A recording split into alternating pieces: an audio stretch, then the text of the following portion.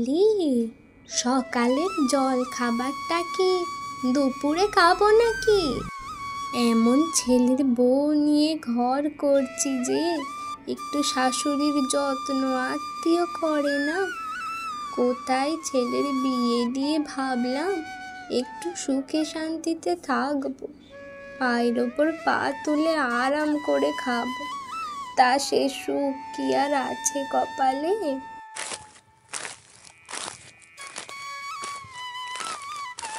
কি হয়েছে কি মা?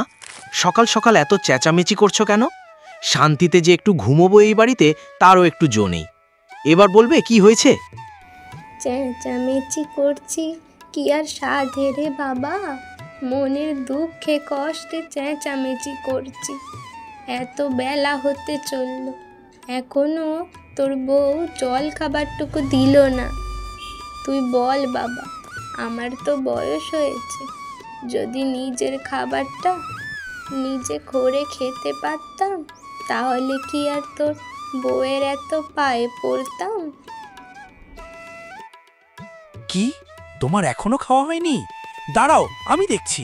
মীরা, মীরা, কোথায় তুমি? এক্ষুনি এসো। হ্যাঁ আসছি, একটু দাঁড়াও।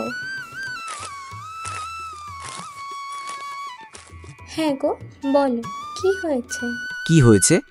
তোমার লজ্জা করছে না বলতে? এত বেলা হতে গেল, তুমি এখনো মাকে জল খাবার দাওনি? কিসের এত কাজ তোমার যে আমার মায়ের একটু যত্ন নিতে পারো না? তোমরা আমাকে ভুল বুঝো না গো, আসলে আমার আজ শরীরটা ভালো না, তাই আজ আমার উঠতে একটু দেরি হয়ে গেছে। না হলে মা, আপনি বলুন, আমি কি কোনোদিন আপনাকে জল খাবার দিতে দেরি করি মা? বলুন না। দেখেছিস খোকা, দেখেছিস আবার কেমন বাহানা দিচ্ছে শরীর খারাপে। আমরা কি কোনোদিনও সংসার করিনি? আমাদের যতই শরীর খারাপ থাকুক, আমরা শ্বশুর শাশুড়ির সেবাতে কোনো দিন ত্রুটি রাখিনি। হাজার কষ্ট নিয়েও সময়ে সব করেছি। আর তোর বউ তো বাহানা দিতে দিতেই সময় কাটিয়ে দেয়। খেতে আর কখন দেবে বল? বাবা মা তো কিছু শিখিয়ে পাঠায়নি, তার ওপর মা বাবার কাছ থেকে কিছু নিয়েও আসেনি। যদি জানতাম সাথে করে ভরি ভরি গয়না, আলমারি, ফ্রিজ নিয়ে আসতো তাহলে না হয় বুঝতাম। ওই তো একটা ফ্যান ফ্যানে হার গলায় পরে চলে এসেছে, তার আবার আজ শরীর খারাপ, কাল ভালো লাগছে না, কত কি। মা, আপনি তো জানেন আমার বাবা গরিব, অনেক কষ্ট করে আমার বিয়ে দিয়েছে।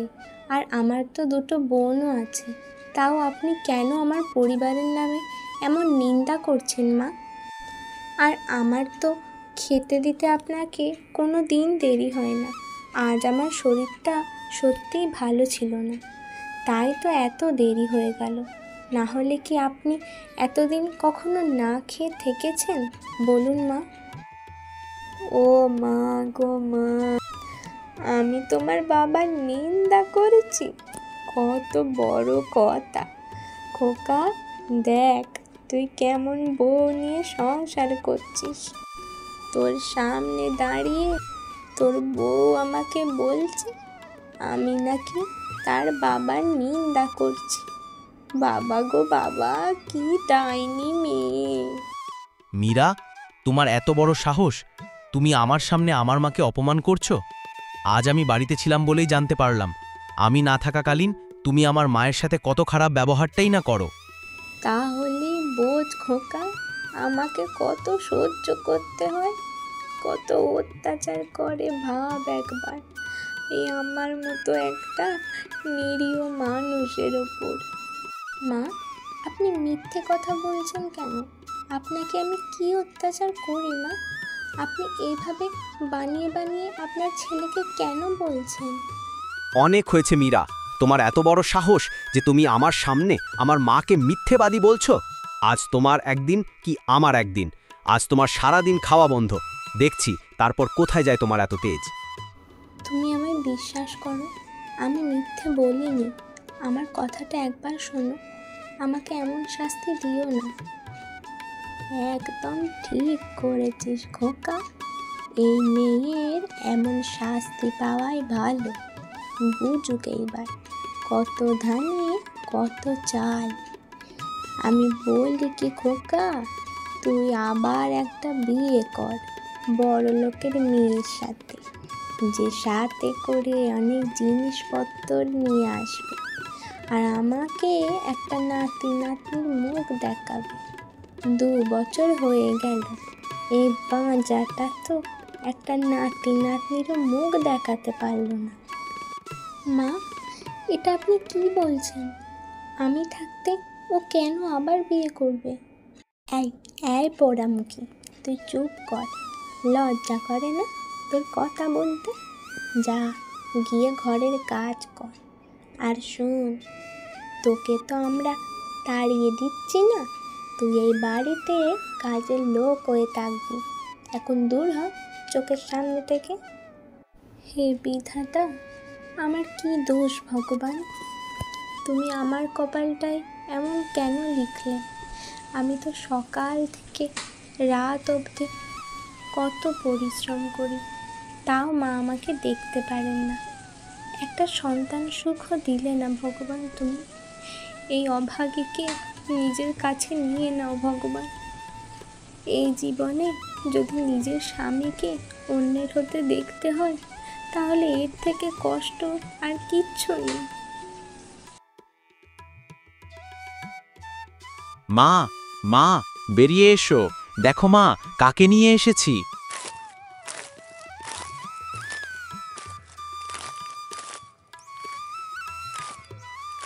কাকে নিয়ে এসেছিস খোকা? এই দেখো মা, তোমার নতুন বৌমা। মা, গাড়িতে ফ্রিজ, এসি, আলমারি সব আসবে, তুমি একটু দেখে নিও মা। হ্যাঁ, ও মা, কি সুন্দর বৌমা হয়েছে আমার। ওগো ওগো, এ তুমি কি করেছো? আমি তো তোমার বউ। আমি থাকতে তুমি আবার দ্বিতীয় বিয়ে করেছো? তুমি এমন কেন করলে গো, কেন করলে? আমি তোমার মতন মেয়ের সাথে আর সংসার করতে পারছিলাম না। জীবন অতিষ্ঠ করে দিতে তুমি। আর আমি তো তোমাকে তাড়িয়ে দিইনি। তুমি এই বাড়িতে কাজের লোক হয়ে থাকতে পারো। এখন সরে যাও তো।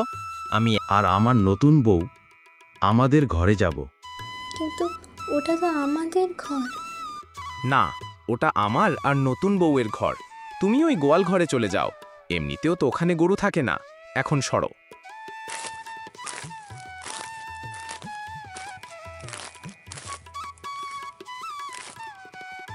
হায় হায় বিধাতা, তুমি এ কি করলে আমার সাথে?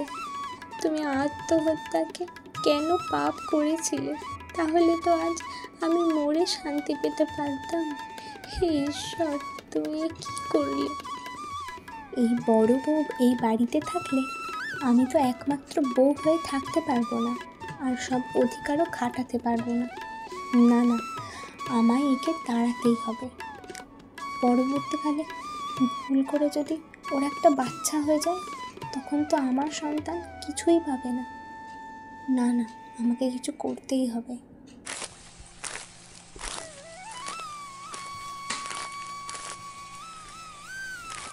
দিদি, ও দিদি, তুমি উঠে যাও।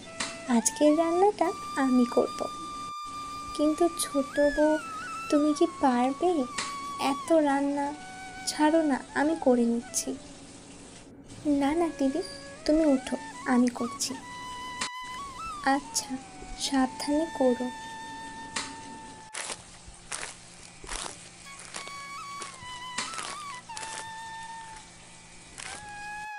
ও মা গো মা, মরে গেলাম গো। ওগো তুমি কোথায়? আমি মরে গেলাম। কি হয়েছে ছোট বউ, কি হয়েছে? ও বৌমা, কি হয়েছে? কি হয়েছে ছোট বউ? থাক দিদি, আর নাটক করতে হবে না। ওগো, তোমার এই বড় বউ আমাকে পুড়িয়ে মেরে ফেলতে চায়, পুড়িয়ে মারতে চায়। আমি বললাম, দিদি আমি রান্না করতে পারি না, তাও আমাকে জোর করে রান্না করতে পাঠিয়ে দিল। কী রে ছোট, তুই নিজেই তো রান্না করতে এসেছিলি, আমি তো তোকে মানাও করেছিলাম রান্না করতে। চুপ করো বড় বউ, চুপ করো, অনেক হয়েছে। আর না, আমি তোমার জন্য ছোট বউয়ের ক্ষতি হতে দেব না। এক্ষুনি বেরিয়ে যাও আমার বাড়ি থেকে। তুমি আমার কথা বিশ্বাস করো গো, আমি ছোটকে রান্না করতে মানা করেছিলাম। আমি কিছু শুনতে চাই না, এক্ষুনি আমার বাড়ি থেকে তুমি বেরিয়ে যাও। কিন্তু তুমি তো জানো আমার বাবার বাড়ির অবস্থা, সেখানে গিয়ে আমি কি করে বোঝা বাড়াবো বলো? আমি জানি না তুমি কোথায় যাবে, বন জঙ্গলে চলে যাও, যেদিকে ইচ্ছা সেদিকে যাও, আমার জীবন থেকে চলে যাও। আচ্ছা গো, ঠিক আছে, তুমি ভালো থেকো, আমি চলে যাচ্ছি।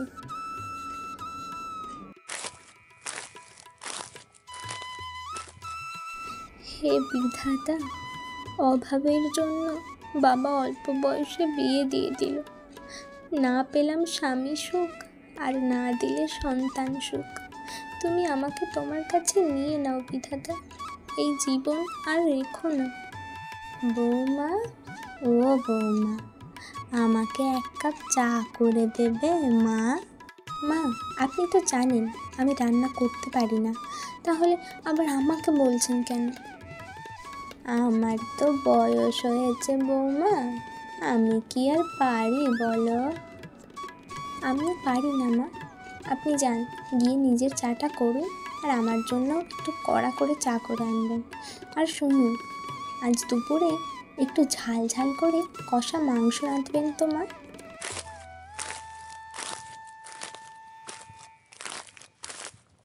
হে ভগবান, এত বুড়ো বয়সে এসেও আমাকে রান্না করতে হচ্ছে। বড় বউ থাকলে হয়তো এমন হতো না।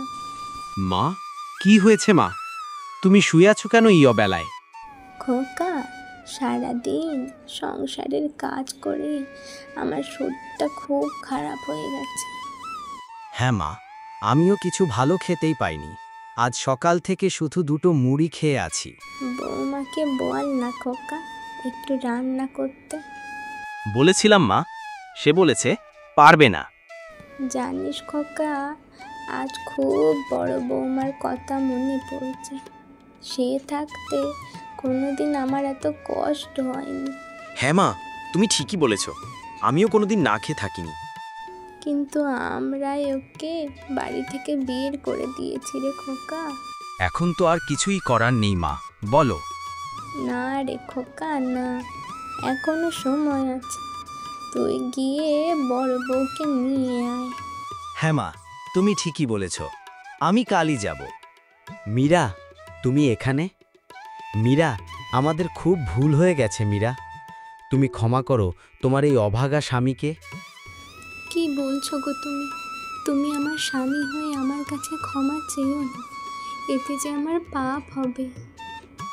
তুমি ফিরে চলো মীরা, ফিরে চলো।